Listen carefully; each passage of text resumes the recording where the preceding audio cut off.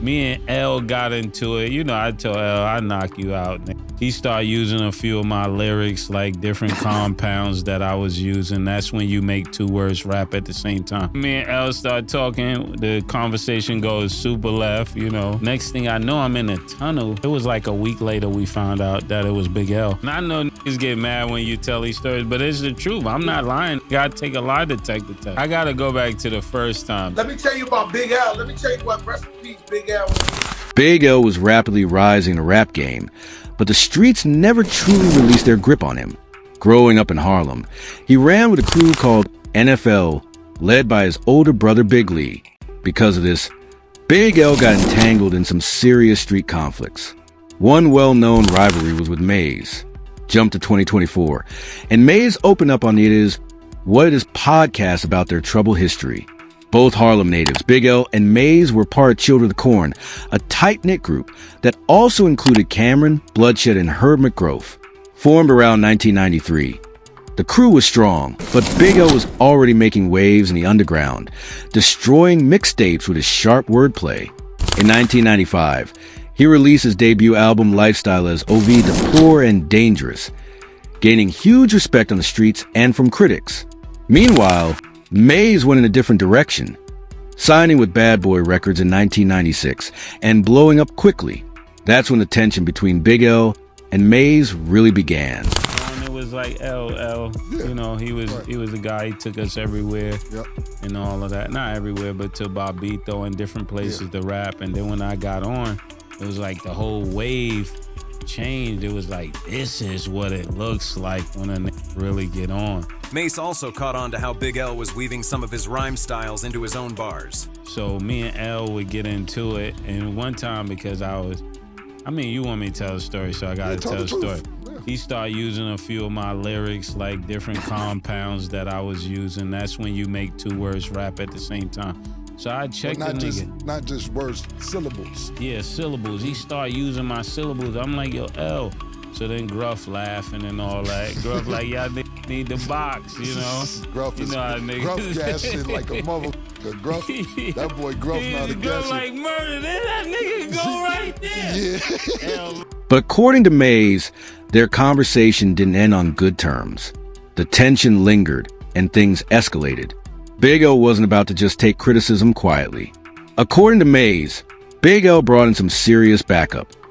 Fat Joe, who was part of the Bronx-based crew DITC. Mase vividly remembers that moment like it happened yesterday. So then me and L start talking. The conversation goes super left, you know.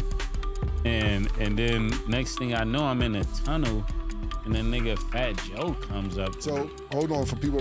Not a tunnel. That's a nightclub. Yeah, the nightclub, the tunnel. Right. So Joe come up to me. I'm looking like, and then Joe see me, and Joe's like, and I ain't doing nothing to that. That's Mase, you know what I'm saying? That's something y'all got going on. Right. So that's first, but hold on. That was the first time. But hold on, just so the audience stays on top. Yeah. Big L and Fat Joe was kind of in a clique together. Lord Finesse and Buck Digging in the crate. So it may have been something alluding to that. Just for the audience that doesn't know why Fat Joe would randomly Yeah. So then he's running with Fat Joe. You know, he called him nigga. First he tried to talk to Party and them, but I knew Party in him.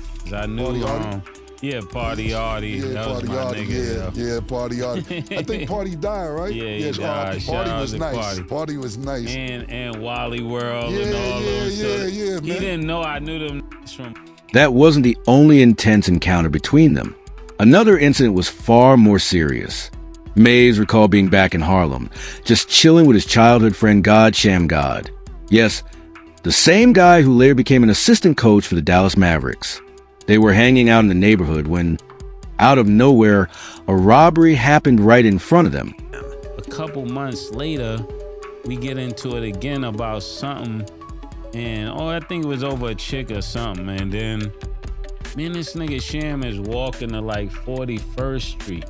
So just to put this story into perspective, we all chilled in this park on 139th Street. Yeah, we all chilling on 39th Street every day. So 39th to 40th, 40th to 39th. Right. So we walking up 40th. So Mase is basically, I just want everybody to keep up with your story. Yeah. He's basically saying he's leaving that area, going somewhere else. I'm leaving 40th Street, We got ices, you know, we just paid for the truck. All the kids getting free ice cream on 139th. They all got on Mase Day t-shirts, you know.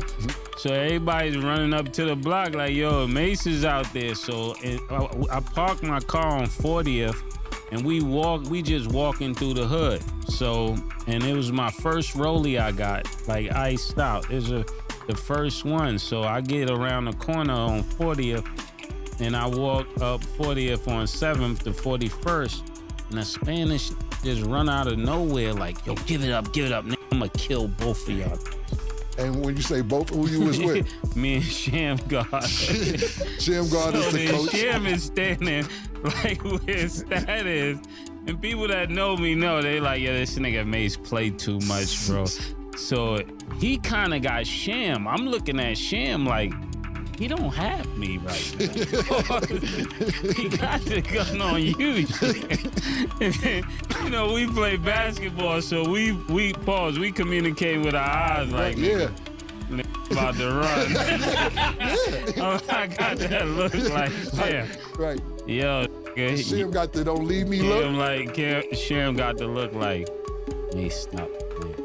You know how Sham look like, May stop playing. So I'm like, I give him back the look, and this is happening in like 30 seconds. Real time. Fast communication. I'm looking at it like, this is my first roll. Yeah. I can't First just one, get this one up like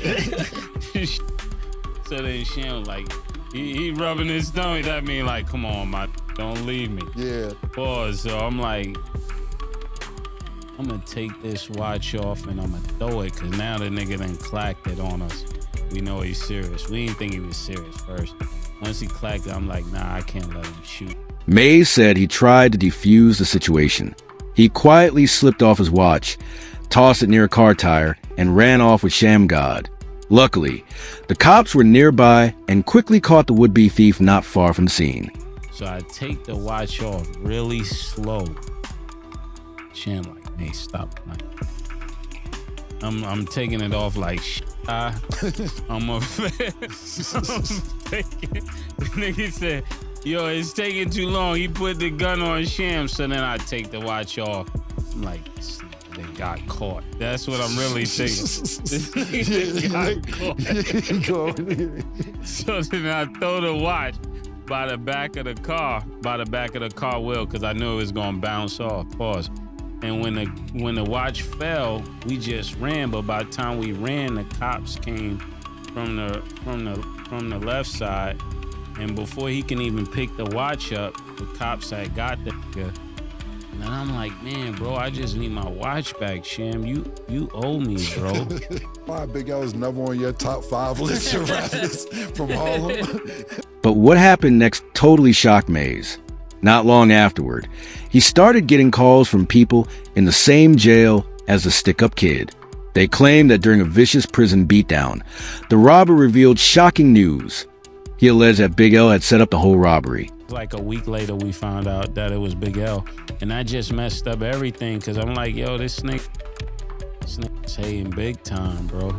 So they didn't kill her. Like, that's why he ain't in my top 5. What was it like going back over there to that neighborhood the same day, the next day? You say you left your car there. Yeah. What was it like having to see L or no L or whatever? No, I ain't see the nigga. You know, the nigga started standing on the other side. That's when he started standing on the other side of 39. Right.